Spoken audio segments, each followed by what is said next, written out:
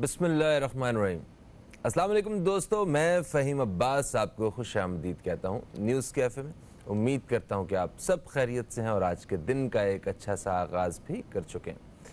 آج جمعۃ المبارک ہے تو جمعۃ المبارک کی بھی تمام تر فضیلتیں اور برکتیں آپ سب دوستوں کو بہت بہت مبارک ہوں۔ آتے ہیں اپنے موضوع کی جانب۔ جیسے کہ آپ جانتے ہیں کہ کراچی پاکستان کا اکنامک ہب ہے اور جتنا بڑا یہ شہر ہے اتنے ہی بڑے مسائل کا بھی کراچی کو سامنا ہے۔ ان مسائل میں ایک بہت ہی بڑا مسئلہ ہے غیر قانونی تعمیرات کا، غیر قانونی تجاوزات کا۔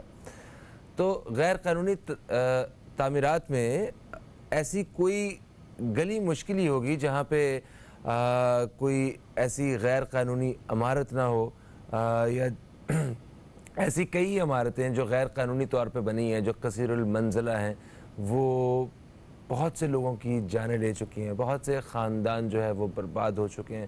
کئی بار اس حوالے سے چیف جسٹس صاحب بھی نوٹس لے چکے ہیں، مگر کوئی بھی اس کے کوئی واضح طور پہ ریزلٹس نہیں آ سکے۔ حکومت جب اس کے خلاف ایکشن کرتی ہے غیر قانونی تعمیرات کے خلاف تو یہی لوگ حکومت کے خلاف ہو جاتے ہیں، حالانکہ یہ لوگ جانتے ہیں کہ وہ غیر قانونی طور پہ آباد ہیں یا انہوں نے یہ عمارتیں تعمیر کی ہوئی۔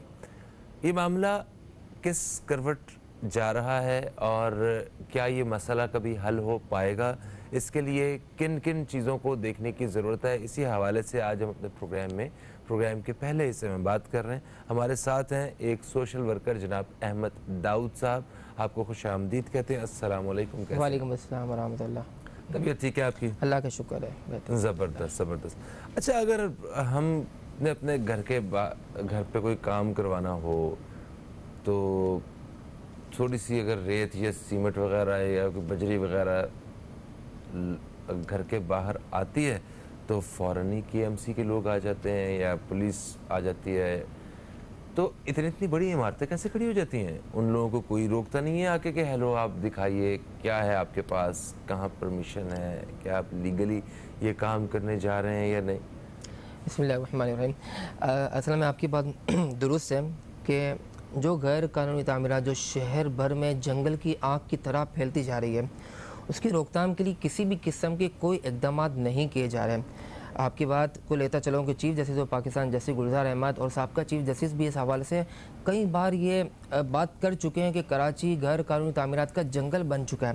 اچھا، اس کی روک تھام کرنے کے لیے اور اس کی نقشے اور اپروول کے لیے ایک ادارہ سندھ بلڈنگ کنٹرول اتھارٹی ہے جو اس کی روک تھام کے لیے بنایا گیا ہے کہ غیر قانونی تعمیرات شہر بھر میں کہیں بھی ہوتی ہے اور آپ کو ایک شہری شکایت کرتا ہے تو آپ اس پہ فوری طور پہ ایکشن لیں۔ لیکن یہ سندھ بلڈنگ کنٹرول اتھارٹی آج یہ ادارہ ان راشی افسران کے ہاتھ میں آ چکا ہے جو لاکھوں نہیں کروڑوں روپے کی رشوت کے عوض غیر قانونی تعمیرات کروا رہے ہیں، اور جگہ جگہ یہ تعمیرات کا سلسلہ جاری ہے۔ کوئی شہری اگر اپنی شکایت لے کر SBC جاتا ہے تو آپ یقین جانیں کہ گیٹ سے لے کر اوپر تک آپ اندر جائیں گے تو پیسے دینے پڑیں گے، اس کو شکایت جمع کرائے گا تو اس کو پیسے دینے پڑیں گے۔ مختلف لوگ ہر طرح کا حربہ استعمال کر کے شہریوں کو لوٹنے کے چکر میں رہتے ہیں۔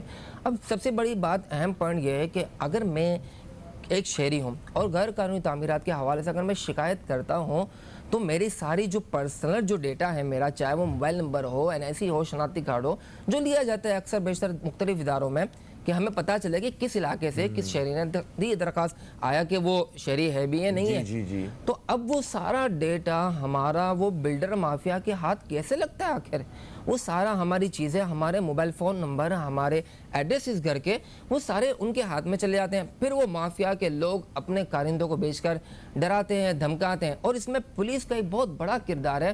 آپ کی بات بالکل ٹھیک ہے کہ اگر ہم اپنا گھر بناتے ہیں، گھر تو دور کی بات ہے، ہم ذرا سا کھڈا کھود دیں تو فوراً پولیس کی موبائل آ جاتی، کیا کر رہے ہو بھائی، کیا کرنے جا رہے ہیں، تو ان کو 500 کا 1000 کا نوٹ دیتے ہیں تو وہ چلے جاتے ہیں، اللہ حافظ۔ تو کیا اتنی بڑی بڑی غیر قانونی تعمیرات ہو رہی ہیں کہ وہ نظر نہیں آ رہی؟ اچھا، ادارہ آپ نے کہا کہ ہمارے ہاں جو مسئلہ ہے، سب سے بڑا مسئلہ ہے اس غیر قانونی تعمیرات کے موضوع پہ، وہ ہے راشی افسران۔ تو اب یہی ایک سب سے بڑا مسئلہ ہے۔ بالکل، تو افسران یہ جو رشوت لیتے ہیں یا رشوت لینے والے یہ جتنے بھی لوگ ہیں، کیا یہ اتنے طاقتور ہیں کہ چیف جسٹس صاحب بھی اگر از خود نوٹس لے رہے ہیں کسی چیز کا اور اس کی بھی سرعام خلاف ورزی کر جاتے ہیں، یہ ان کو کوئی پوچھنے والا نہیں ہے؟ کس کی سپورٹ ہے انہیں؟ کیوں اتنے یہ دلیر ہو کے یہ رشوت لے رہے ہیں؟ دیکھیں آپ کی بات، جو یہ سسٹم چلانے والے لوگ ہیں، میں آپ کو ایک دو نام بتاتا چلوں کہ جو شہر میں تو غیر قانونی تمام ہر جگہ چل رہی ہے. جمشید ٹاؤن کو آپ لیں، ایک ڈائریکٹر ابھی تعینات کیا جاتا ہے، ڈائریکٹر ایسٹ، جمیل میمن اس کا نام ہے. آج کل بہت چرچے ہیں social media, electronic media, print media پر. اس کا ماجرا آخر ہے کیا؟ محکمہ بلدیات ایک رپورٹ تشکیل دیتا ہے کرپشن کے اوپر کہ یہ جمیل احمد میمن کے اوپر کرپشن کے الزامات ہیں، بھاری رشوت کی عوض یہ غیر قانونی تعمیرات کر رہا ہے اور سپریم کورٹ کے احکامات کی کھلی خلاف ورزی کر رہا ہے، احکامات کی دھجیاں اڑا رہا ہے. ایک رپورٹ جاری ہوتی ہے، انکوائری تشکیل کی جاتی ہے مارچ 2020 کے اندر، اور اس کی رپورٹ انکوائری جب آتی ہے دسمبر 2020 میں، اور یہ فیصلہ کیا جاتا ہے کہ جمیل احمد میمن 8 ٹاؤن کے اندر تعینات نہیں ہوگا، چاہے وہ جمشید ٹاؤن ہو، 1 ہو، 2 ہو، گلشن ہو، اورنگی ہو، نوٹ نازوا، مختلف ٹاؤن کے نام لیے گئے ہیں کہ ان کی تعیناتی ان جگہ پر نہیں ہوگی. یہ ایک آرڈر آ جاتا ہے اور باقاعدہ لکھا جاتا ہے، سپریم کورٹ کے احکامات ان پہ الزامات ہیں. اب آیا نئے ڈی جی صاحب آتے ہیں اور 2021 7ویں مہینے جولائی میں وہ ایک نوٹیفیکیشن جاری کرتے ہیں، اچانک حربہ استعمال کرتے ہیں. پہلے بولتے ہیں کہ ہم روز غیر قانونی تعمیرات کے خلاف ایکشن لیں گے، 10 غیر قانونی تعمیرات. اب پورا میڈیا اس پہ بات چیت کرتا رہا کہ ہر روز آپریشن ہوگا، 10 غیر قانونی تعمیرات کے خلاف بھرپور کارروائیاں کریں گے ڈیلی بیسس پر. جمیل احمد میمن صاحب کو یہ اچانک ڈائریکٹر ایسٹ تعینات کرتے ہیں. یہ کھلی خلاف ورزی آپ نے انکوائری کی رپورٹ کی. پھر وہ شخص نیب میں اس کی انکوائری آلریڈی چل رہی ہے کرپشن کے اوپر، آپ نے کیسے تعینات کر دیا؟ ایک آرڈر ہاتھ میں ہے، اب حکومت کی آرڈر کی خلاف ورزی کر رہے ہیں. پھر سونے پہ سہاگا، یہ ایک مشہور کہاوت ہے کہ آپ نے دودھ کی رکھوالی کے لیے بلی کو رکھ لیا ہے. اب بلی اب یہ کیا موضوع ہے؟ ڈیمولیشن جو ٹیم بنتی ہے، جو ڈیمولیشن کی کمیٹی بنتی ہے، اس کے اندر 3 لوگ ہوتے ہیں، ایک چیئرمین، ایک ممبر اور ایک ایکس سیکرٹری، 3 لوگ ہوتے ہیں. اب اس میں بھی جمیل احمد میمن صاحب کو ایز اے ممبر رکھ دیا ہے. اب وہ ڈسٹرکٹ ایسٹ کے اندر، جمشید ٹاؤن کے اندر کسی بھی قسم کا کوئی آپریشن نہیں ہوگا. ایک ہفتے قبل ترجمان ایس بی سی یہ بیان کرتے ہیں کہ ہم جمشید ٹاؤن پہ جو غیر قانونی تعمیرات ہے اس کے خلاف بھرپور ایکشن لیں گے. پورا الیکٹرانک میڈیا اس کو دکھاتا ہے، باقاعدہ بیپر دیتے ہیں کہ کل سے آپریشن ہونے جا رہا ہے. نیکسٹ ڈے، آج ایک ہفتہ گزر جاتا ہے، کوئی کچھ نہیں ہے، کوئی آپریشن نہیں ہے. آیا کہ کون لوگ ان کے پیچھے؟ آخر کتنا عوض ہے؟ 1 کروڑ روپے کی رشوتیں لی جا رہی ہیں آپریشن روکنے کے لیے کہ ہم آپریشن رکوا دیں گے. اچھا آپریشن ہوتا بھی ہے تو کیا آپریشن ہے؟ وہ صرف آپ کو ہتھوڑا مارتے ہیں اور دکھا دیتے ہیں کہ بھائی ہم نے آپریشن کیا، تصویر فوٹو سیشن ہوا اور آگے رپورٹ پیش کر دی کہ ہم نے کر دیا. بھائی جو اصل چیز ہے، آپ بائیلوز تو دیکھیں کہ ہم زمین، اگر ایک تو پلاٹ جب بنتا ہے، ہمارے بلڈنگ کنسٹرکشن ہوتی ہے، تو اب ہم سب سے پہلی بات تو یہ دیکھتے ہیں کہ بھائی آیا کہ یہ جو پلاٹ ہے وہ لیز ہے یا نہیں ہے، ایکسپائر تو نہیں ہے، کے ڈی کی زمین ہے، کے ایم سی کی زمین ہے، کس بورڈ آف ریونیو کی زمین ہے، کس ڈپارٹمنٹ کی زمین ہے. ہم تو چیک ہی نہیں کرتے ہیں اس کے اوپر غیر قانونی تعمیرات. اس میں گورنمنٹ کو لاس ہوتا ہے، چلان نہیں بھرے جاتی ہے، جب پیسے نہیں ملیں گے گورنمنٹ کو لاس ہے، ظاہر سی بات ہے. اس میں غیر قانونی تعمیرات کر دی جاتی ہے، شروع کر دی جاتی ہے، بائیلوز کی خلاف ورزی کی جاتی ہے. جب آپ کو بتایا ہے کہ آپ نے اوپن اسپیس چاروں طرف سے چھوڑنا ہے، رائٹ سے، فرنٹ سے، بیک سے، لیفٹ سے، تو آپ نے وہ 4 فٹ 6 فٹ کا آپ نے کوئی اپنے اوپن اسپیس نہیں چھوڑا. فائر ایگزٹ گیٹ کی بات کی جاتی ہے، اللہ نہ کرے آگ لگ جاتی ہے تو اس کا بندہ کہاں سے نکلے گا؟ آپ نے دیکھا ہے اکثر بیشتر آگ لگنے کے واقعات ہوئے ہیں تو ہمارے فائر بریگیڈ کی گاڑیاں کھڑی ہوتی ہیں اور سیڑھیاں لگا کے لوگوں کو نکالتی ہیں. یہ ہمارے کام ہے. یہ اتنا بڑا شہر جو پاکستان چلا رہا ہے، 70% ریونیو جنریٹ کرنے کے بعد ہر مرتبہ ہم کرتے ہیں. کیا ایسا سوتیلی ماں کے سلوک کیا جائے گا اس شہر کے ساتھ؟ بالکل آپ نے صحیح کہا. یہاں پہ ہائی ریز بلڈنگز کی بھرمار ہے اور اتنے غیر منظم طریقے سے یہ سارا نظام نہیں ہونا چاہیے. ایک کالر ہمارے ساتھ ہیں، انہیں شامل کرتے ہیں. السلام علیکم جی، کون ہے ہمارے ساتھ؟ وعلیکم السلام فہیم بھائی، امتیاز پاکستانی آپ کے ساتھ ہے. جناب امتیاز بھائی کیسے ہیں آپ؟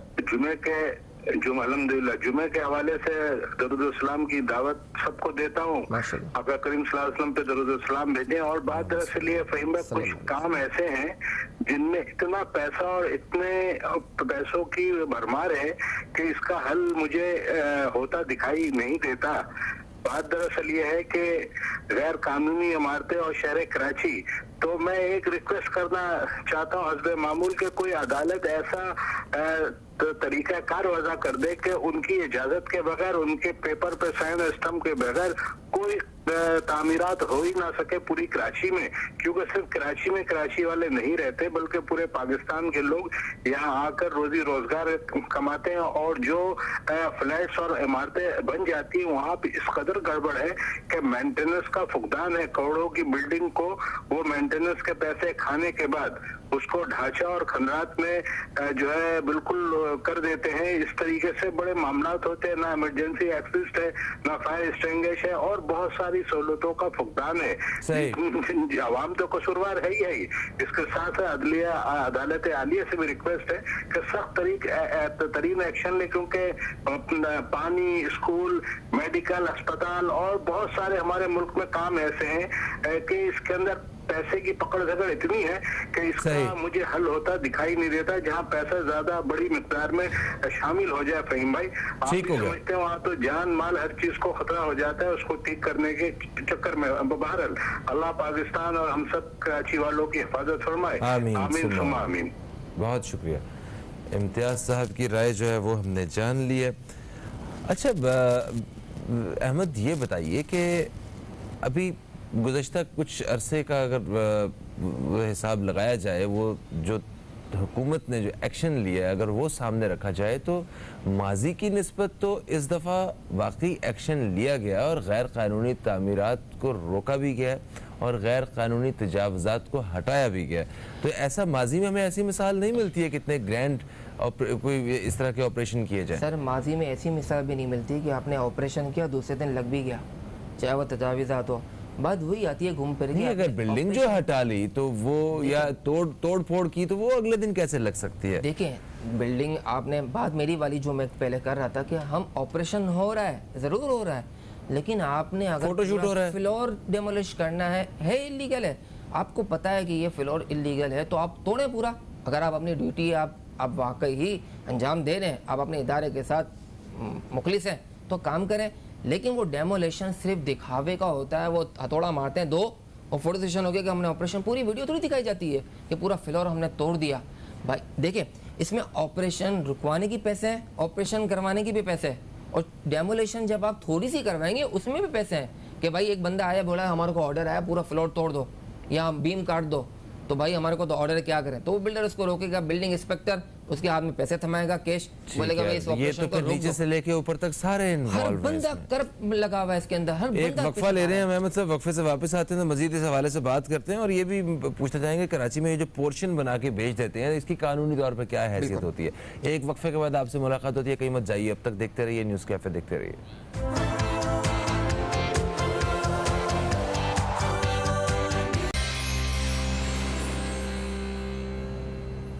एक वक्फे के बाद आपको फिर से खुशामदीद। आप देख रहे हैं न्यूज़ कैफ़े, मैं हूं फ़हीम अब्बास और न्यूज़ कैफ़े में हम आज प्रोग्राम के इस हिस्से में गैर कानूनी तामीरात के हवाले से बात कर रहे हैं। जनाब अहमद दाऊद साहब हमारे साथ मौजूद हैं। अहमद साहब, कराची में ये बड़ी आम सी बात है कि बिल्डर जो हैं वो कोई एक घर लेते हैं और उसके ऊपर पोर्शन बना के वो सारे सेल कर देते हैं।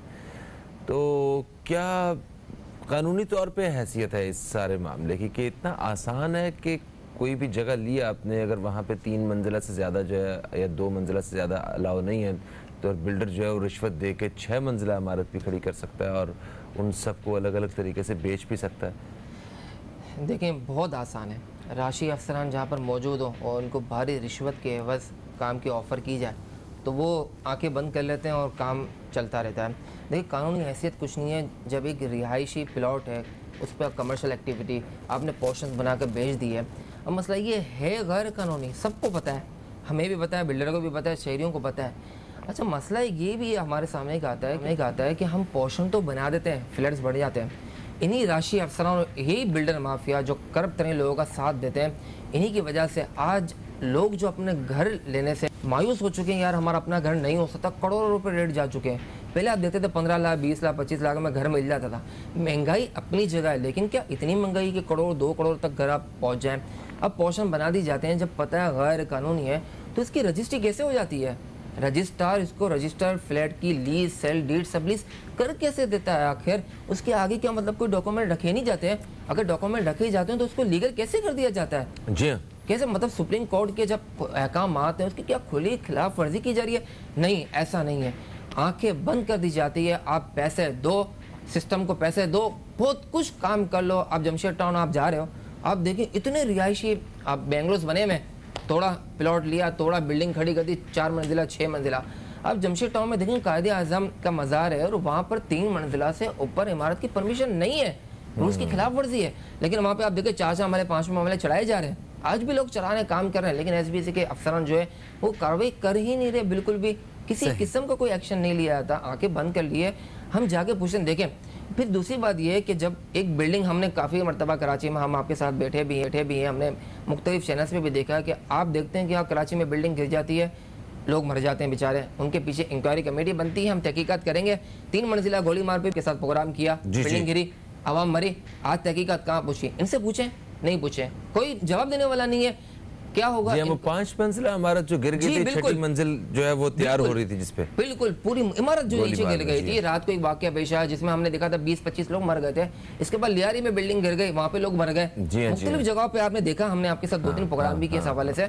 तो वो इंक्वायरी रिपोर्ट सिर्फ बन गई, उनकी जानों की कोई अहमियत नहीं है, कोई वैल्यू नहीं है। यार आपके घरों से जनाजे निकले तो बताया ना, एक बात है, पब्लिक मर रही है बेचारे। अब दूसरी बात देखें, मैं आपकी बात को एक चीज़ को मौजू बता रहा हूँ, एक और बात मेरे दिमाग में आई कि जब हम बिल्डिंग खड़ी करते हैं तो इसका बाकायदा मटेरियल लैब टेस्ट होता है कि भाई ये लॉ मटेरियल तो यूज़ नहीं किया जा रहा, क्या ये इमारत जो खड़ी की जा रही है 6 मंजिला, उसका जो मटेरियल यूज़ किया जा रहा है, सरिया है, मिट्टी है, बजरी, एक्स्ट्रा जो भी चीज़ें यूज़ होती हैं, क्या वो इतना लैब टेस्ट हुआ है कि वो इतनी, जो हम इतनी बड़ी इमारत खड़ी कर रहे हैं वो बर्दाश्त कर सके?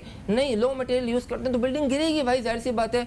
यही राशि अफसरान जो है, इन्हीं की वजह से सारा काम बर्बाद होता है। ये किसी, मेरे ख्याल में शायद 50% बिल्डर होगा, इनको पता भी नहीं होगा कि मटेरियल का भी लैब टेस्ट होता है। सही। अच्छा देखिए, अगर तो मामला सिर्फ रिश्वत का है तो रिश्वत के हवाले से जो हमारी तालीमात हैं वो ये हैं कि वो रिश्वत लेने वाला और रिश्वत देने वाला वो दोनों एक ही जगह पे स्टैंड करते हैं। देखिए ज़मीर मर चुका है लोग। नहीं तो अवाम भी रिश्वत देने को मतलब कोई बुरा काम नहीं समझ रही। इसका मतलब है उन्होंने एक फिक्स कर लिया होगा, हाँ ठीक है, ये तो इतने रेट्स हैं, ये इतना खर्चा ये है और इतने रेट्स हैं।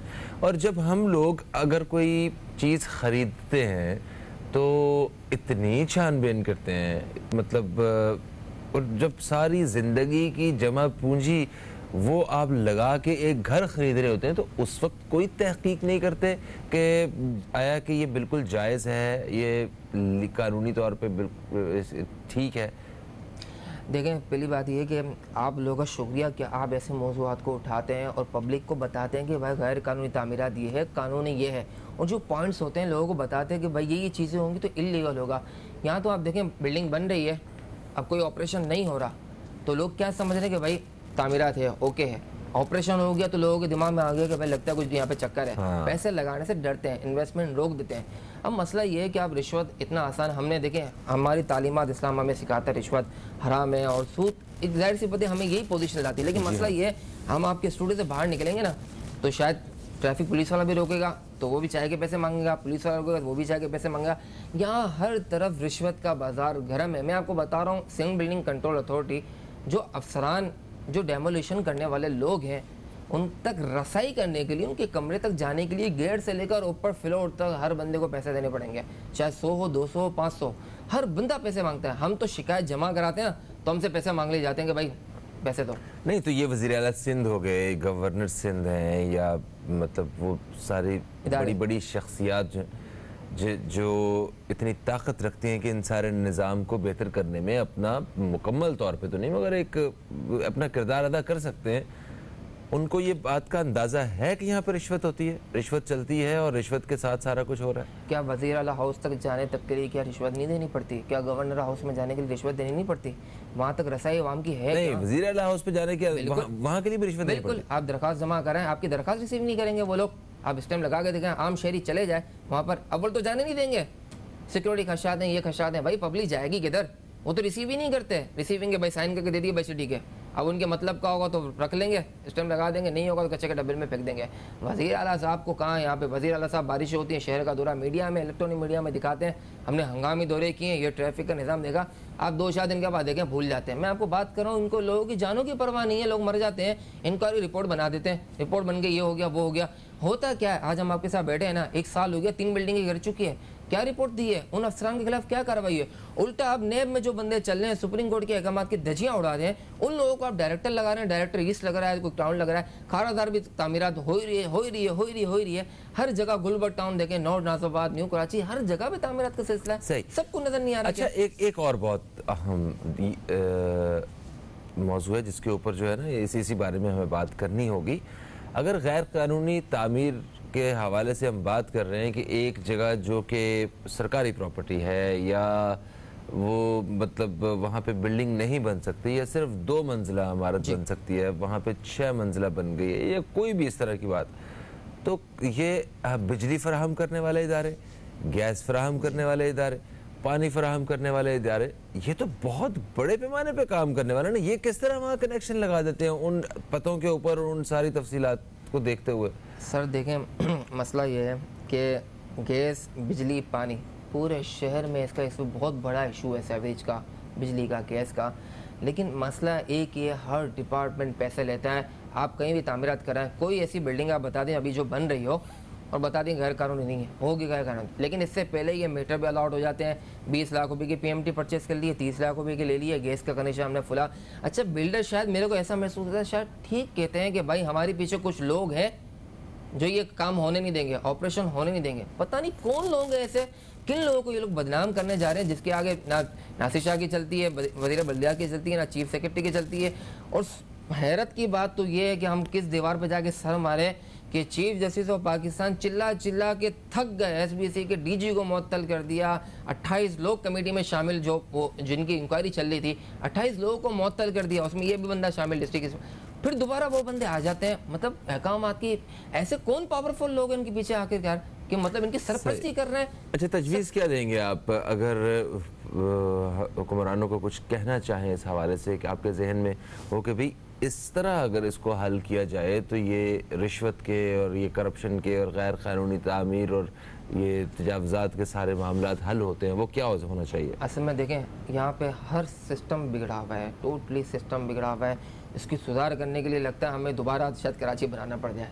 ऐसा है कि हमको नए नए लोग पैदा करने पड़ जाए जो हम शायद मस्जिद में बोलते हैं या खाने काबा में बोले कि पैदा हो बच्चा नेक निकले तो ये जाके हमारा पाकिस्तान के लिए काम करते हैं। ऐसे लोग आ चुके हैं, हर डिपार्टमेंट में रिश्वत है। इसकी रोकथाम के लिए ये सीरियस नहीं है, ये हुक्मरान सीरियस नहीं है। अगर ये पाबंदी लगा देना, जिस तरह थाना अपनी ड्यूटी अंजाम देता है, एक जगह पर जब आप बता रहे हैं कि एक रेती की हम बजरी लेकर आए और बोरा डाल दें रोड के ऊपर, पुलिस आ जाती है।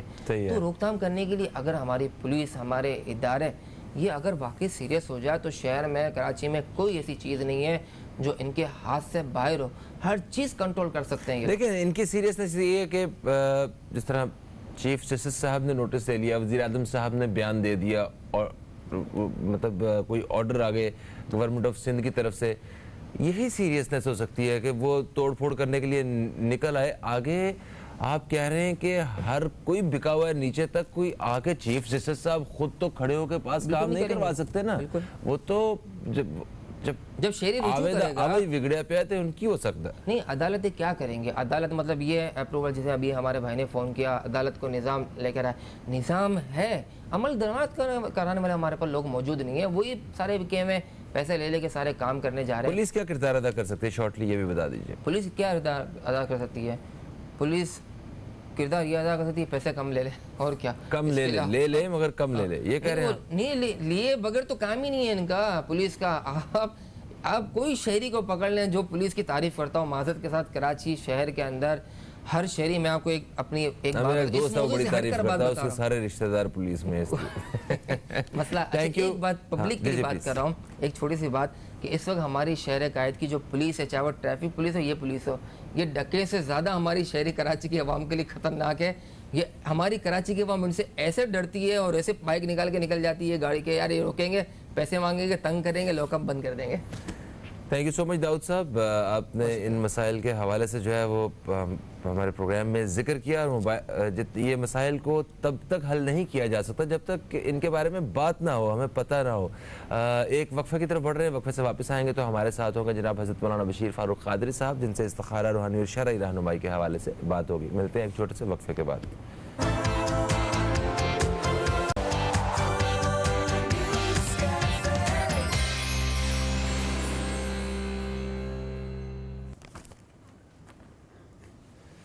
जी दोस्तों, एक वक्फे के बाद आपको फिर से खुश आमदीद। आप देख रहे हैं न्यूज़ कैफ़े, मैं हूं फ़हीम अब्बास। जुमे के रोज़ प्रोग्राम के दूसरे हिस्से में हमारे साथ हैं जनाब हज़रत मौलाना बशीर फारूक क़ादरी साहब। आप एक इस्लामिक स्कॉलर हैं और एक नामवर सोशल वर्कर हैं। आपको खुश आमदीद कहते हैं शो में। अस्सलाम वालेकुम, कैसे हैं आप? वालेकुम सलाम व रहमतुल्लाहि व बरकातहू। माशाअल्लाह माशाअल्लाह। अल्हम्दुलिल्लाह। दोस्तों को बताना चलूँ कि आज हम बात करेंगे इस्तिखारा, रूहानी और शरई रहनुमाई के हवाले से, और आप हमें बज़रिया फ़ोन कॉल जो है अपने सवालात जो है वो भेज सकते हैं। आप ये जो नंबर आपको नज़र आ रहे हैं इस पर कॉल करके अपना सवाल बताएं। वो सवाल जो है वो कुछ शरई एतबार से अगर कुछ आप पूछना चाहते हैं, कोई कन्फ्यूजन है या कोई इस्तिखारा करवाना चाहते हैं, नए रिश्तों के हवाले से, काम के हवाले से, सेहत के हवाले से, या जो भी आप मुनासिब समझें, तो बशीर साहब की मौजूदगी का भरपूर फ़ायदा उठा सकते हैं। बशीर साहब, जब तक हम कॉल्स का सिलसिला शुरू करते हैं और उस ज़रा करंट अफेयर्स हालात हाज़रा में बात कर लेते हैं। 3 साल की कारकर्दगी जो है हुकूमत ने पेश की है, उसमें मुख्तलिफ़ पहलुओं पे बात हुई है। मैं बात करना चाहूँगा डॉलर के हवाले से। डॉलर जो है वो इन्होंने कहा कि 3 साल में 44 रुपये जो है वो डॉलर की कीमत बढ़ी है, और अभी आइंदा भी कोई 10 रुपये के करीब जो है डॉलर बढ़ने की आवाज़ जो है वो कान में आ रही है। डॉलर की कीमतें बढ़ती जा रही हैं, तो वो तो मेरा ख्याल है हमारे लिए बिल्कुल भी अच्छा नहीं है, जितनी मर्जी कारकर्दगी अच्छी हो। बिस्मिल्लाहिर्रहमानिर्रहीम। जब मेरी वज़ीर आज़म पाकिस्तान से दूसरी मुलाकात थी तो मैंने उस वक्त इनको यही कहा था, एक अमेरिका के सदर का मैंने हवाला दिया था कि वो दुनिया का नाकाम तरीन शख्स था, लेकिन जब वो अमेरिका का सदर बन गया तो उसने फिर क्या किया कि जितने माहिरीन थे अमेरिका में सबको बुला लिया और अपने मुल्क को ऊपर ले गया। उसका जो दौर गुजरा वो अमेरिका के यहाँ जंगो जिदाल से बहुत कम मतलब खाली दौर गुजरा। असल में हमारी बदकिस्मती है कि ये हमारे बड़े हर एक की बात सुनते तो हैं, मतलब अच्छा उनके अतराफ में जो दायरा है ना उसमें मफाद परस्त वाला बहुत ज़्यादा होता है आमतौर पर। अल्लाह ने हमको अल्लाह ने वतन से मोहब्बत दी है, अल्लाह ने अपने वतन की मोहब्बत हमारे वतन की मोहब्बत अल्लाह ने हमारे दिल में डाल दी है। नतीजतन हमने उनको वो बात की जो करने की थी। आज तक खान साहब ने उस बात पर कमा हक को अमल नहीं किया। आज भी अगर खान साहब माहिरीन को बुलाते हैं, क्योंकि दरअसल इसमें डॉलर को ऊपर करना पाकिस्तान की तबाही और बर्बादी का बायस है। अच्छा, मुल्क से हम बाहर जाते हैं ना तो जो मनी एक्सचेंज है वहाँ पर जो एक्सचेंज है वहाँ पर रोज़ पाकिस्तान का रेट गिरा होता है। पाकिस्तान की करेंसी इतनी ज़्यादा बदनाम हो गई है कि कोई हाथ नहीं लगा रहा उसको कि आज ये कल हो जाएगी। तो इतना हमारा पाकिस्तान बदनाम हो रहा है और ये डॉलर का रेट दोबारा नीचे आ सकता है, डॉलर बहुत ज़्यादा गिर सकता है, यानी ये 174 तक जाने का उन्होंने इंडिया दिया है। अल्लाह ने चाहा, उसकी रहमत ने चाहा, अगर खान साहब ने ताजिरों को अपने पास बुलाया, स्टेट बैंक के गवर्नर को बिठाया और इस पर मरबूत फैसला किया, मैं समझता हूँ कि ऐसा कुछ नहीं होगा। मगर क्या है कि बदकिस्मती हम पर मुसल्लत है, बदकिस्मती पर मुसल्लत है। और माजी में भी कारोबारी लोगों ने इनको कहा था जो उस वक्त के हुक्मरान थे कि हम आपको डॉलर को नीचे ला के दिखा सकते हैं, मगर क्या है कि कभी लिफ्ट नहीं की। तो बहरहाल इमरान खान साहब वज़ीर आज़म पाकिस्तान, आपसे भी कहूँगा, और आज शुक्र है आज बात दोबारा आ गई कि अज खुद नोटिस जो है ये चीफ जस्टिस दे सकते हैं, तो खुदारा इस पर भी अज खुद नोटिस लें कि आखिर ये, क्योंकि देखिए डॉलर बढ़ता है तो हमारा पेट्रोल महंगा होता है, और पेट्रोल महंगा होता है तो हर चीज़ महंगी हो जाती है, हर खाने की चीज़ महंगी हो जाती है, पीने की चीज़ महंगी हो जाती है। तो अगर इस पर गौर नहीं किया गया तो ये जो माफिया है जो आज तक पाकिस्तान को चाटती रही, जब मेरी जवानी थी ना तो मैं अल्हम्दुलिल्लाह 10 रुपये का डॉलर लेता था। अच्छा, और मुझसे पहले कहा जाता था कि जब मैं छोटा होगा उस वक्त डॉलर होता 3.5-4 रुपये का। ये सिर्फ और सिर्फ इसके सबसे बड़े मुजरिम हमारे हुक्मरान हैं, डॉलर को ऊपर लाने में, उस वक्त से लेकर अब तक जितना भी जुल्म हुआ है, इस पर कोई मुजरिम नहीं है, हुक्मरान मुजरिम है। और आज अगर वज़ीर आज़म इमरान खान साहब ये कहते हैं कि मैं पुराने हालात को दुरुस्त करने के लिए आया हूँ, तो भाई करो दुरुस्त। इवन इंडिया ने डॉलर की जो कीमत है उसको बड़ा कंट्रोल किया है। आपका मुल्क बदनाम हो रहा है दुनिया में, यकीनन इतना बुरा हाल है का, लेकिन किसी को परवाह नहीं है। तो अगर हमारे बड़े आ जाए और गौर करें और फिर ताजिरों से मिले और जो इनका ये शोबा उनसे मिले, बहुत कुछ हो सकता है। सही। तो अभी ये जो 3 साल कामयाबी के वो सेलिब्रेट किए जा रहे हैं, उनके बारे में क्या कहेंगे? अखबारें, बिलबोर्ड्स और पता नहीं कहाँ कहाँ पे इंसाफ, इंसानियत, खुददारी के 3 साल, तब्दीली बेमिसाल, तरक्की बाकमाल, इन सारी बातों के बारे में क्या कहते हैं? मैं तो कहूँ नो कमेंट्स। ठीक है, चलिए। अच्छा, अखबार का जिक्र हुआ तो एक सवाल जो बड़े दिनों से मैंने सोचा हुआ था कि मैं आपसे ज़रूर उस बारे में बात करूंगा, आपकी राय लूँगा। देखिए, अखबार जब हम खोलते हैं ना तो सबसे ऊपर एक आयत लिखी होती है, आयत का तर्जमा लिखा होता है, तो इसकी बेचारी अखबार की उस वक्त तक ही कदर होती है जब तक ये मतलब ताज़ी होती है। उसके बाद इसको किस तरह फेंका जाता है, कहाँ जाती है, कहाँ से फाड़ा जाता है, ऐसे कोई नहीं ख्याल होता। तो ये ऊपर यहाँ भी कौमे इमाल का, हाँ, यहाँ जो ऊपर जो वो जो एक फरमान लिखा होता है उसके बारे में क्या कहते हैं? कौमे इमाल का की 5 बस्तियाँ इस वजह से तबाह कर दी गई कि उन्होंने मुक़द्दस अशिया की बेहुरमती की। 5 बस्तियाँ तबाह कर दी गई। हम मुतादिद मरतबा कह चुके हैं कि ये बहुत बड़ा गुनाह अजीम होता है इससे। क्या कि देखिए, एक तो शरई मसला ये है कि कुरान पाक का तर्जुमा चाहे वो उर्दू में है चाहे अंग्रेज़ी में है, उस तर्जुमे को बग़ैर वज़ू हाथ लगाना भी नाजायज़ है। अच्छा, तो भाई कितना फ़ीसद लोग ऐसे हैं जो अखबार जो है ना वज़ू करके पढ़ते हैं? बात हाथ तो लग सकता है ना, तो इसलिए चलो हाथ बचा भी लिया। फिर कुरान पाक के तर्जुमे की तो ताज़ीम करना फ़र्ज़ है। खुदा न खास्ता आपके सामने कुरान पाक की आयत ज़मीन में पड़ी हुई है, गिरी पड़ी हुई है, और वो माज़ अल्लाह कोई नाली वगैरह में, और कुरान को बग़ैर वज़ू हाथ लगाना हराम है ना। मगर इस आप वज़ू न भी हो, मगर आप वो उस आयत को उठाकर मुक़द्दस जगह पर रखेंगे, ये आप पर फ़र्ज़ है। तो कुरान की जो बेहुरमती अखबारात के ज़रिए हो रही है, इसकी कोई दूसरी मिसाल ऐसी नहीं मिलेगी। और ये शायद इतनी बर्बादियाँ, तबाहियाँ, मुसीबतें, कोरोना, लॉकडाउन, उसकी बहुत सी सूरतों में ये वजह भी होगी। और ये कौम इमाल का वाक़या मैं अपने से नहीं बता रहा, कुरान पाक की तफसीर पढ़ लेना कि जब कौम इमाल का ने अल्लाह ताला की मुक़द्दस अशिया की तौहीन की, अब कुरान से बढ़कर मुक़द्दस क्या हो सकती है? बेशक। तो ये तौहीन बहुत हो रही है। खुदारा मैं कहूँगा अखबार के बालकान से कि मेहरबानी फरमा के कुरान की आयतों का तर्जुमा इसमें न दें। अल्हम्दुलिल्लाह कुरान पाक हर एक घर में मौजूद है, जिनको पढ़ने का शौक है पढ़ लेते हैं, लेकिन इसका तर्जुमा अच्छा। वैसे भी याद रखिएगा, तर्जुमे और तफसीर में बड़ा फ़र्क है। एक अगर आयत है उसका तर्जुमा अगर आपने सुन लिया और उसके साथ तफसीर पर न गए तो हो सकता है कि आपको मुख्तलिफ इश्कालात हों। जैसे कुरान पाक की आयत है सूरह लुक़मान में कि अल्लाह जानता है कि माँ के पेट में क्या है।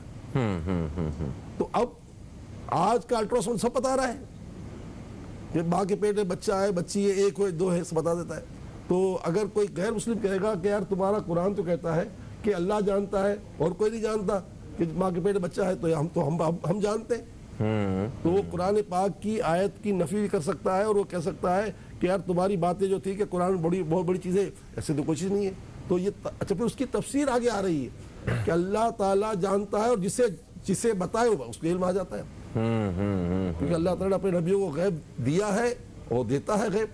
तो कहने का मकसद ये है कि खाली तर्जुमा पढ़ने से मसला हल नहीं होता, बाकायदा इसकी तफसीर पढ़ी जाती है। तो मैं अखबार के मालकान से ख़ास दरख्वास्त करूँगा कि वो मेहरबानी करें और तर्जुमा कुरान जो है वो ना लगाएं, बल्कि बाद अखबार के तो नाम के से अभी अखबार दें उसके नाम के ऊपर भी कुरान की आयत की तर्जुमा लिखा। जी, ऐसा ही है। अल्लाह करे कि ये आपकी जो आवाज़ है हमारे प्रोग्राम के तवस्सुत से ये वहाँ तक पहुँच जाए जहाँ हम पहुँचाना चाहते हैं इन अखबार मालिकान और रद्दी भी इसको न बेचें। हाँ, हमने अल्हम्दुलिल्लाह रब्बिल आलमीन कराची भर में जगह जगह पर बॉक्स भी लगाए हुए हैं। हमारा महीने में न जाने कम बेश 10 लाख रुपए खर्च होता है इस पर, खाली इन मुक़द्दस औराक को पहुंचाने में 10 लाख से कम ज़्यादा खर्च होता है, कम नहीं होता हर महीने।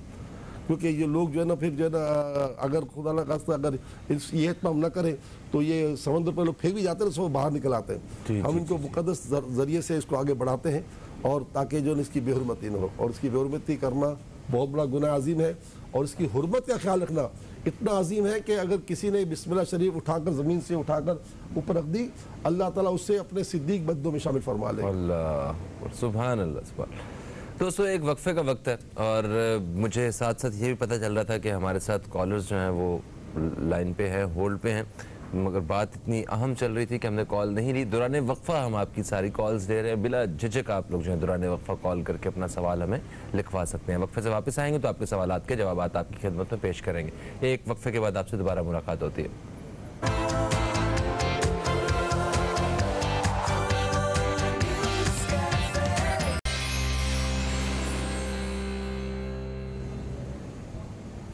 एक वक्फे के बाद आपको फिर से खुशामदीद कहता हूँ मैं न्यूज़ कैफ़े में। न्यूज़ कैफ़े में जुमे के रोज़ प्रोग्राम के दूसरे हिस्से में हम बात कर रहे हैं इस्तिखारा, रूहानी और शरई रहनुमाई के हवाले से। हमारे साथ स्टूडियो में मौजूद हैं जनाब हज़रत मौलाना बशीर फ़ारूक क़ादरी साहब। दौरान वक्फ़ा हमने आपके सवालात भी शामिल किए हैं, आइए उन सवालात को प्रोग्राम में शामिल करते हैं। बशीर साहब सबसे पहले तो हमें सईदुर रहमान साहब की कॉल आई है, मगर इससे पहले कि हम कोई भी सवाल शामिल करें पहले उधार उतार लेते हैं जो कल का हमारे ऊपर है। जी जी। आशी साहिबा ने हमें लाहौर से कल कॉल किया था, उन्होंने अपनी बेटी से मुतल्लिक ये पूछा था कि वो मेडिकल के शोबे से में तालीम हासिल कर रही हैं, तो ये इस्तिखारा करके बताएंगे क्या उनके लिए मेडिकल का शोबा बेहतर है भी कि नहीं। जी, इस्तिखारा का जवाब यही था कि इनके साथ ये शोबा इनके लिए बेहतर है, ये करते रहे इंशाअल्लाह अल्लाह ताला आसान फरमाएगा। बिल्कुल ठीक हो गया। ओके, आज के सवालात पे आते हैं। फैसलाबाद से सईदुर रहमान साहब की कॉल आई। उन्होंने कहा कि वो 18 साल से आपको फॉलो कर रहे हैं मुख्तलिफ चैनल्स पे और सैलानी की जो खिदमात हैं उसको भी इन्होंने सराहा है। और जो असल इनका मसला है वो ये है कि उन्होंने कहा माशी हालात वो इस कदर ख़राब हो चुके हैं, इस कदर तंगदस्ती आ चुकी है कि अब इन्होंने मायूसी भी थोड़ी सी इन्हें नज़र आई। इन्होंने कहा कि मौत के अलावा कोई हल नज़र नहीं आता, मेरे पास सिर्फ भीख मांगने वाली हालत हो गई है, रिश्तेदार मेरा साथ छोड़ चुके हैं, राशन तक की जो है मुझे फ़िक्र है, मेरी मदद फरमाइए। ये वही बात है जो पिछले दिनों में हमने कही थी कि पाकिस्तान में तकरीबन 10 करोड़ आवाम ऐसी हो गई है कि जो अपनी हाजतों के लिए दूसरों का चेहरा देख रही है। अगर आज भी रियासत होश के नाखून नहीं लेगी और अपने अखराजात कम नहीं करेगी और मुल्क का पैसा बचाने के असबाब नहीं करेगी और मुल्क की करेंसी को ऊंचा लाने की कोशिश नहीं करेगी तो हालत क्या होगी। 300 रुपये से ज़्यादा तो खाली कुकिंग ऑयल हो गया है जी। तो कहने का मकसद ये है कि ये जो चीज़ें हैं जो ज़रूरत ज़िंदगी की हैं, आटा, चीनी, कुकिंग ऑयल, ये तो इंतहाई। अब गोश्त तो खैर सोचना भी मुश्किल हो गया गरीबों के गोश्त वो तो मुर्गी का एक सिलसिला चल रहा है तो उसमें गुजारा हो जाता है थोड़ा बहुत, वरना तो गोश्त तो बंदा खा ही नहीं सकता इस मुल्क में ये हालत हो रही है।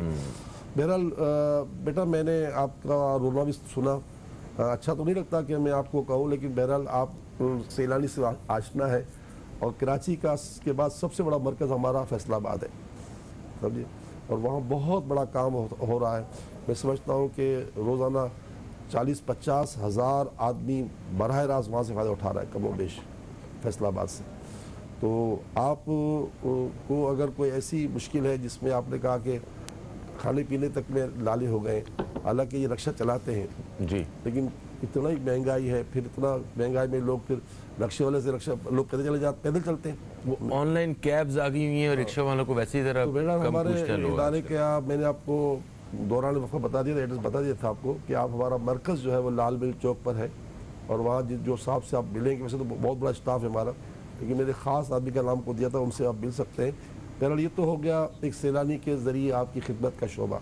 बाकी जो मैं आप वज़ीफ़ बताना चाहूँगा, 3 बातें याद रखिएगा, इससे आप जीत जाओगे। नंबर 1, फजर से लेकर इशा तक नमाज कज़ा नहीं होनी चाहिए, क्योंकि हदीस पाक में सुबह का सोना रिज़्क़ को रोक देता है। ठीक है। दूसरा ये कि हदीस पाक में जो शख्स अल्लाह ताला का कसरत के साथ जिक्र करता है और मुझ पर दुरूद पढ़ता है, अल्लाह उसकी तंगदस्ती ख़त्म कर देता है। तो बस आप कसरत से पढ़ते रहें, या अल्लाह हो या रहमान हो या रक्षा चलाते चलाते पढ़ते रहें। बीवी को भी बोलें, आपके यहाँ एक और बच्चा पैदा होने वाला है, तो आप बीवी को बोलें कि वो भी पढ़ते रहें या अल्लाह हो या रहमान हो या रहीम, अभी पढ़ते रहें दिन भर, जितना हो सके 1000-1500 पढ़ता तो पढ़े ही पढ़े, और कम से कम 5 तस्बीहां सल्लल्लाहु अलैहि वसल्लम की ये सुबह पढ़ लें, शाम पढ़ लें, या नमाज के बाद एक तस्बीह पढ़ लें। ये 3 काम करें, अल्लाह ने चाहा तो आपके रास्ते खुल जाएंगे। ये ऐसा वजीफ़ा है कि दुनिया का हर गम इससे दूर हो जाता है। ठीक है, तो ये इतने मुश्किल वक्त से जो गुजर रहे हैं, ये इनके कोई इम्तिहान वगैरह से गुजर रहे हैं और कुछ नहीं है? अल्लाह ताला आपको इम्तिहान में कामयाब फरमाए। आगे बढ़ते हैं। नबीला साहिबा ने हमें लाहौर से कॉल किया। इन्होंने कहा इनकी बेटी के रिश्ते का मसला है, जॉब भी करती हैं वो, और इतनी जगह पे हम कोशिश करते हैं, बात नहीं बन पाती, ख़त्म हो जाती है जहाँ बात आगे बढ़ती भी है। तो इस्तिखारा करके बताइए, कोई पढ़ने को बताइए। जी बहन, अल्लाह से मदद मांगे। जिस रब ने लड़के लड़कियां दी है वो उनका मुस्तकबिल वही संभालने वाला है। माँ बाप का काम है कि अल्लाह से दुआएं मांगे और फरियादें करे, रोए गिड़गड़ाए, सुबह तहज्जुद में उठ के रो के अल्लाह से दुआ करे। बहरहाल आपकी शहजादी पर बरसे रोज़गार भी है, खुश शक्ल भी है, जैसा कि उन्होंने कहा। तो रिश्तों में जो आमतौर पर ऐसे कुछ हो कि बरसे रोज़गार भी हो, खुश शक्ल भी हो, फिर भी रिश्ते में रिकॉर्ड हो रही हो, तो इंसान सोचता है कि कोई अमलियात वगैरह तो नहीं है। ऐसा कुछ नहीं है। या करीमो या अल्लाह, या करीमो या अल्लाह, या करीमो या अल्लाह, ये अल्लाह ताला करम करने वाला है और वो हमारा माबूद है। हम उसकी इबादत बंदगी करते हैं। चुनांचे ये 313 मरतबा हर नमाज के बाद पढ़े, या करीमो या अल्लाह, या करीमो या अल्लाह। इंशाअल्लाह ताला ऐसा करम होगा कि बेड़े पार हो जाएंगे इंशाअल्लाह। अच्छा, एक कॉलर हमारे साथ हैं, जल्दी से इन्हें शामिल कर लेते हैं, फिर वक्फे की तरफ बढ़ते हैं। और बशीर सदीकी साहब ने भी बहुत अच्छी बात की है, हम उस हवाले से भी बशीर फारूकी साहब का जो जवाब है वो शामिल करेंगे। हमें एक कॉलर थे बशीर सदीकी साहब जिन्होंने वक्फे से पहले कॉल किया। खैर, कॉलर है, इन्हें शामिल करते हैं। अस्सलाम वालेकुम जी, कौन है हमारे साथ? हेलो, वालेकुम सलाम, कौन है हमारे साथ? मैं रेहाना बात कर रही हूँ। ओके, ठीक है। मैंने पूछा था हमारे साथ रही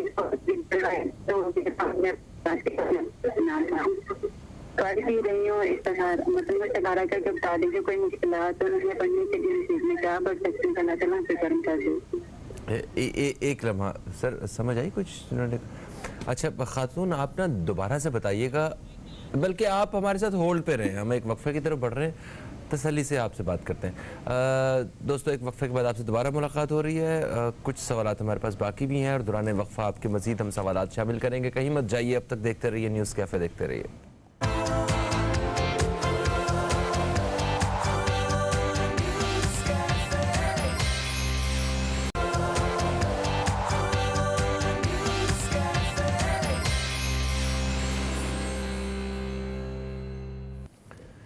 जी दोस्तों, एक वक्फे के बाद आपकी खिदमत में फिर से हाज़िर हो चुके हैं हम, और काफ़ी सारे सवालात भी हमारे पास इकट्ठे हो गए हैं।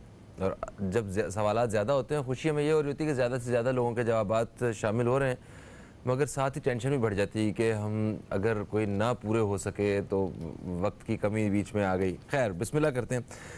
बस सबसे पहला जो सवाल ब्रेक के बाद हम शामिल करेंगे वो करेंगे बशीर सदीकी साहब का। इन्होंने कराची से हमें जो है सवाल किया। इन्होंने कहा कि आप प्लीज़ रहनुमाई कीजिए, ये नौजवानों में बेशर्मी और बेहयाई जो है वो आम होती जा रही है हमारे माशरे में, इसका कोई हल ऐसा बताइए कि ये ख़त्म हो जाए और हमारा माशरा बेहयाई से और बेशर्मी से पाक हो जाए। बिस्मिल्लाहिर्रहमानिर्रहीम। जनाब सिद्दीकी साहब, जो हो चुका है उसका तो इकरार है, लेकिन जो आइंदा ना हो उसके लिए अल्लाह ताला का ये फरमान ज़हन में रखें वालिदैन, या अय्युहल्लज़ीना आमनू कू अनफुसकुम व अहलीकुम नारा, ए ईमान वालों अपने आप को और अपने घर वालों को जहन्नम की आग से बचाओ। जो बच्चे भी छोटे छोटे उठ रहे हैं ना, उनको भी आप ज़रा संभालना शुरू करें, क्योंकि इनके हाथ में भी मोबाइल आ चुका है और मोबाइल चलाना भी आ गया है, और ऑनलाइन स्कूल की वजह से उनको सब तरीके पता चल गए हैं। वो जितना भी गंदा मवाद देखना चाहे वो देख सकते हैं, अब उनके लिए कोई मुश्किल नहीं है। तो कहने का मकसद ये है कि एक तो अल्लाह से मदद मांगे कि तमाम वालिदैन अपनी औलाद पर ध्यान दें, और दूसरा देखें, बेहयाई तो हमारी बढ़ी रही है और हमारे मुल्क में तो बढ़ी रही है, दुनिया में हो सकता है हमसे ज़्यादा हो, मगर क्या है, लॉ एंड ऑर्डर, कानून की गिरफ्त। बदकिस्मतियाँ ये है कि अगर कोई मुजरिम पकड़ा भी जाता है उसको सज़ा नहीं मिलती और वो बड़ी आसानी से ज़मानत हो जाती है। तो जो ये हमारे पास ब्रिटिश लॉ है ना, इसने हमारी तमाम जड़ें काट डाली हैं اور دیمک کی طرح ہمارے معاشرے کو وہ اور مطلب کھائے جا رہا ہے. جب تک آپ اس کو اسلامیات پر نہیں لاؤ گے، جس مقصد کے لیے تحریک آزادی پاکستان شروع ہوئی تھی، اس کا مقصد پاکستان کا مطلب کیا؟ لا الہ الا اللہ محمد رسول اللہ تھا. بدقسمتی ہے کہ آج تک اس پر بہت دھیان نہیں دیا گیا. تو بہرحال ایک تو یہ ہے کہ والدین کی ذمہ داری ہے، دوسرا ریاست کی ذمہ داری ہے. حدیث پاک میں اللہ کے رسول فرماتے ہیں جب تم برائی کو دیکھو تو ہاتھ سے ہٹاؤ. یہ ریاست کر سکتی ہے، ماں باپ کر سکتے ہیں. اگر ہاتھ سے نہیں ہٹا سکتے تو زبان سے ہٹاؤ. تو زبان چلائے، علماء عوام چلائے. اور اگر ہاتھ بھی نہیں چلا سکتے، زبان نہیں چلا سکتے، تو آقا فرماتے ہیں دل میں برا جانو کہ یہ ایمان کا سب سے کمزور درجہ ہے. تو بدقسمتی ہے کہ اب تو وہ درجے سے ہم نکل گئے ہیں، مگر ایمان کی حالت میں ہیں ہم اس میں بھی کہ ہم کم از کم برے کو برا سمجھیں، ہے نا. تو جناب ایک تو حدیث پاک میں ایک زمانہ ایسا آئے گا صدیقی صاحب، جو میں بھی اس پر عمل کرتا ہوں، آپ بھی کریں. میرے آقا فرماتے ہیں ایک زمانہ ایسا آئے گا کہ دعا کے علاوہ کوئی راستہ باقی نہیں بچے گا. چنانچہ بزرگان دین فرماتے ہیں 3 دعائیں مانگا کرو 10-10 مرتبہ.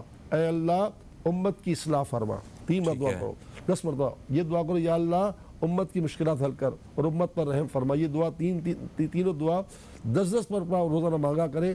انشاءاللہ اس کے مانگنے سے اللہ کی رحمت سے اچھے حالات ہونے کے امکانات ہیں. بالکل صحیح. آپ نے کہا امت کی اصلاح کے حوالے سے، امت کی مشکلات حل کرنے کے حوالے سے. یا اللہ امت کی اصلاح فرما، یا اللہ امت کی مشکلات حل کر، یا اللہ امت پر رحم فرما. یہ 3 دعائیں 10-10 مرتبہ مانگنے سے حالات بدل سکتے ہیں. اگر پوری امت یہ کام میں لگ جائے تو حالات بدل سکتے ہیں. بالکل ٹھیک ہو گیا. اور ان کے بعد ہمیں کال آتی ہے قصور سے ریحانہ صاحبہ کی. یہ کہتی ہیں کہ انہوں نے اپنی اولاد کے بارے میں جاننا ہے. 2.5 سال سے ان کی شادی ہو چکی ہے اور ان کے ہاں اولاد نہیں ہے، اور یہ باقی بڑی وہ محسوس بھی کرتی ہیں اس چیز کو. تو ان کو کچھ پڑھنے کو یا کوئی طریقہ انشاءاللہ تعالیٰ ضرور اولاد ہوگی، مایوس نہ ہو. اور واللہ خیر الوارثین، آپ یہ دعا پڑھ رہی ہیں نا، یہ قرآن کی آیت پڑھ رہی ہے نا، وہ پڑھتی رہیں. اور اس کے علاوہ بھی جو کچھ لوگوں نے آپ کو کہا ہے وہ پڑھنے کا پڑھیں. مگر ہماری طرف سے 2 باتیں کہیں جائے گی. 7 لگاتار روزے رکھیں اور ہر روزے میں افطار کے وقت 21 مرتبہ یا مصور پڑھ کر کھجور پر دم کر کے اس سے روزہ افطار کریں. انشاءاللہ تعالیٰ اس 7 روزوں کی برکت سے ضرور غیبی مدد ہو جائے گی. اور آج جمعے کا دن ہے، لازمی دعا قبول ہوتی ہے. اور کب قبول ہوتی ہے؟ خاص کر کے عصر سے مغرب. چنانچہ کوشش کریں عصر کی نماز پڑھ کر مصلی پر بیٹھ جائیں اور مسلسل پڑھتے رہیں یا اللہ ہو یا رحمان ہو یا رحیم. اور جب غروب آفتاب قریب آ جائے تو اللہ تعالیٰ کی بارگاہ میں ہاتھ اٹھا کر اپنے گناہوں کی معافی مانگیں، پھر اپنی حاجت پیش کریں.